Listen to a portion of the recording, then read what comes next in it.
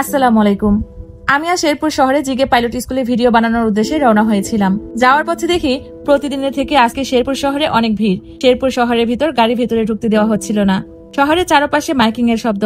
তারপর জানতে পারলাম শেরপুর শহরে জাতীয় নাগরিক পার্টির এনসিপিরা আসছে। সার্জিস আলম, নাহিদ আরো অনেকেই। আজ শেরপুর জেলা শহরে এনসিপির কেন্দ্রীয় নেতৃবৃন্দের নেতৃত্বে একটি বড় পদযাত্রা ও সমাবেশ অনুষ্ঠিত হয়েছে। এই কর্মসূচির মাধ্যমে তারা জনগণের সঙ্গে সংযোগ স্থাপন, জুলাই আপরাইজিং এর স্মৃতিস্মরণ এবং রাষ্ট্র সংস্কার, গণবিচার ও বৈষম্যহীন সমাজ প্রতিষ্ঠার বার্তা প্রচারের চেষ্টা করেছেন। বিপজ্জনক ঘটনা এড়াতে শক্তিশালী নিরাপত্তার ব্যবস্থা গ্রহণ করা হয়েছে। শেরপুর এখন শুধু একটি জেলার নাম নয়, আজ এটি পরিবর্তনের কণ্ঠস্বর। জাতীয় নাগরিক পার্টি এনসিপি এর দেশ গড়া কর্মসূচির অংশ হিসেবে ২৬শে জুলাই বিকেলে শেরপুর শহরের রাজপথে অনুষ্ঠিত হয় এক ঐতিহাসিক পদযাত্রা। মাহবুব চত্বর থেকে শুরু হয়ে খড়মপুর নিউ মার্কেট হয়ে শহীদ স্কোয়ার পর্যন্ত প্রতিটি পদে ধ্বনিত হয় মানুষের আকাঙ্ক্ষা, একটি বৈষম্যহীন বাংলাদেশের স্বপ্ন। এই পদযাত্রার নেতৃত্বে ছিলেন কেন্দ্রীয় convenor Nahid Islam, chief coordinator Nasiruddin Patwari ও সিনিয়র জয়েন্ট সেক্রেটারি তাসনিম জারা।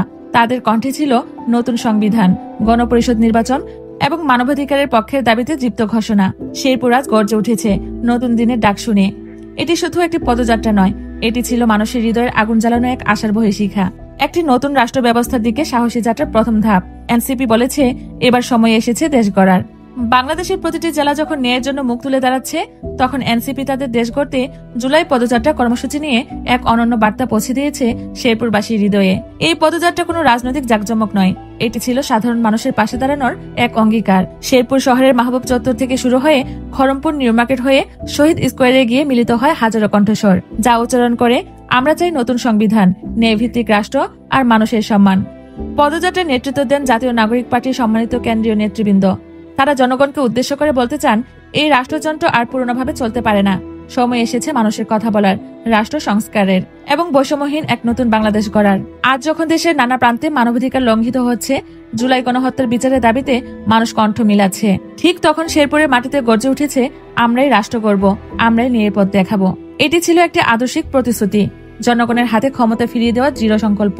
দেশ গড়তে জুলাই পদযাত্রা কর্মসূচির অংশ হিসেবে সারা দেশের ৬৪ জেলায় চলছে এই রূপান্তরের বার্তা। শেরপুর ছিল আজ তার এক গৌরবোজ্জ্বল উদাহরণ।